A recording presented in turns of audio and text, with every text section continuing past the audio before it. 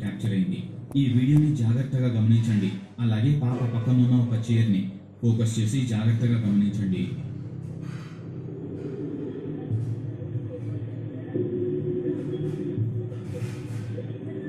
Capture అయింది.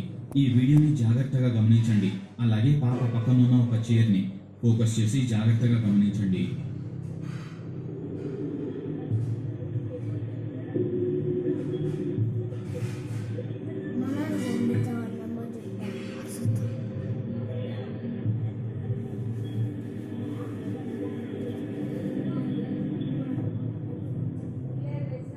TV light bright అయిన ప్రతిసారి ఆ చైర్ మీద ఒక చిన్న పేల్ ఫేస్ కూర్చున్నట్టు చాలా క్లియర్ గా కనిపిస్తోంది.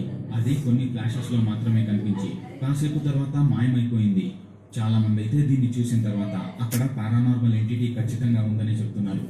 ఏదేమైనప్పటికీ దీని గురించి మీ థాట్స్ ఏంటి ఫ్రెండ్స్?